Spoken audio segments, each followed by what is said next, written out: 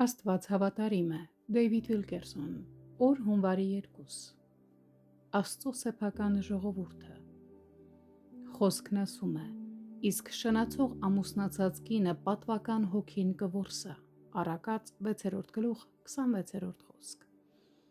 Այս համարում նշված շնացող կինը սատանան է, եւ նա որսում է նրանց, ովքեր պատվական են Աստծո համար։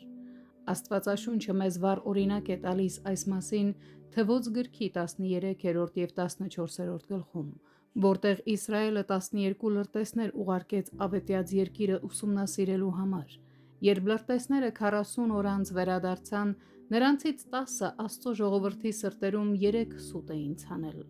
Առաջինը՝ այս երկրում չափազանց շատ մարդ կան, նրանք մեզանից ուժեղ են։ Երկրորդը՝ ամբողջ քաղաքը շրջապատված է չափազանց բարձր պատերով, ամրոցները անառիկ են։ Եվ երրորդ՝ այս երկրում հսկաներ են ապրում, եւ մենք չենք կարող հաղթել նրանց, մենք անօգնական ենք եւ վերջ։ Այս ստերը զրկեցին Իսրայելին ամեն հույսից։ Սուրբ Գիրքը մեզ պատմում է, որ ժողովուրդը հուսահատության գիշեր ապրեց։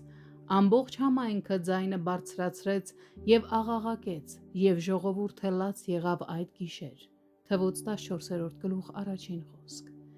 2 միլիոնից ավել մարդ լաց եղավ, հեկեկաց եւ աղաղակեց, ամբողջությամբ կենտրոնանալով իրենց թուլությունների եւ թերությունների վրա։ Սիրելիներ,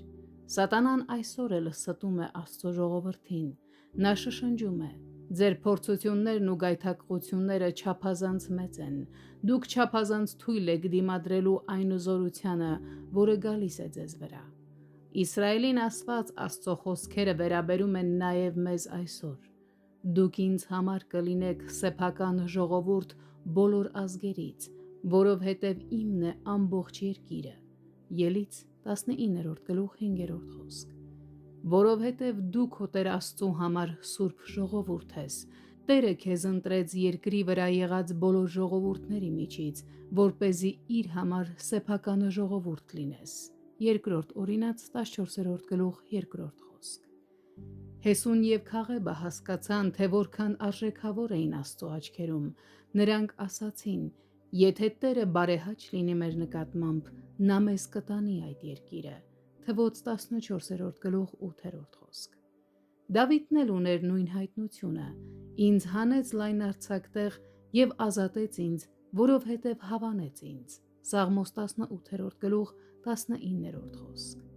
Նմանապես այսօր յուրաքանչյուր հաղթանակած քրիստոնյա ունի նույն հայտնությունը, որ մենք չենք կարող ձախողվել, որովհետև Տիրոջ սեփական ժողովուրդն